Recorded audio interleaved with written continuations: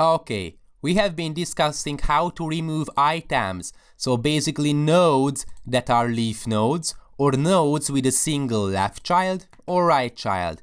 In this case, we have to find the predecessor basically if we would like to get rid of an item with two children. So basically we just have to create a node T, temporary node, get predecessor. We just have to find the greatest item in the left subtree. So that's why I print left subtree. And I'm going to print out, just for sake of simplicity, that removing item with two children. Okay, and let's implement this get predecessor. It is very similar to the get maximum item method, because we get a node, and if this node dot get right child, why the right? Because the greatest item is the rightmost item. So if it's not a null, then we are going to call this method recursively. So get predecessor on the nodes dot get right child. And anyways, we are just going to return the node.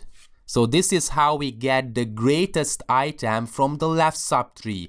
This is how remove works for a binary search tree. We get the predecessor, then we set the data. So basically the node.set data is equal to the temporary node. So basically we get the data from the predecessor and we swap them. And then we have to call this node.setLeftChild, and we have to call this delete method recursively on the node get left child and temporary node.get data. Okay, so basically this is when we call, basically we get the predecessor, we swap the two nodes, and this is how we call the method recursively again. Because maybe we are going to end up with a situation like this. This is the aim. So let's test it. I'm going to create a tree with integers. For example, bst is equal to a new binary search tree. Then bst.insert, I would like to insert, for example, 1. Then, sorry for that, for example, 10. Then 5. Then 15. I would like to insert, for example, 3 and 7. So basically, there are two nodes with two children. So whenever I would like to delete the 10, then we would be able to get rid of it. Let's make an in-order traversal after the delete operation. As you can see, we removed the 10 because the 10 has two children. That's why this part is going to be called.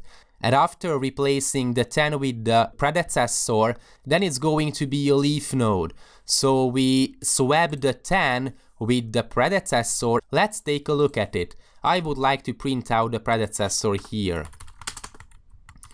Predecessor is plus the node, because the predecessor is the greatest item in the left subtree. Okay, it's going to be 7, and it's true because we have the 10 as the root node. Then the left child is 5.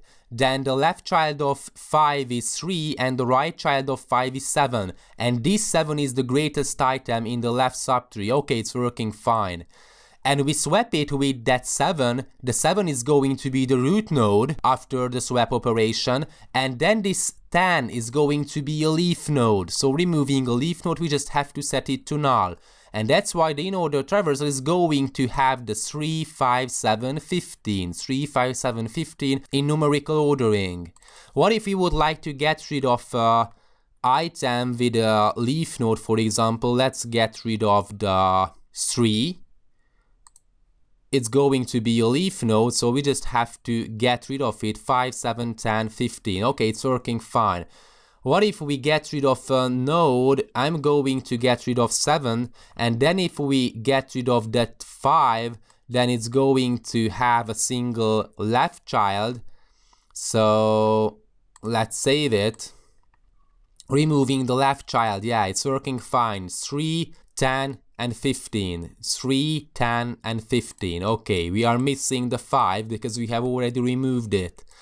And let's consider another fact. I'm going to insert, for example, 20. And if we get rid of the 15, then we should get the right case. Yeah, removing the right child.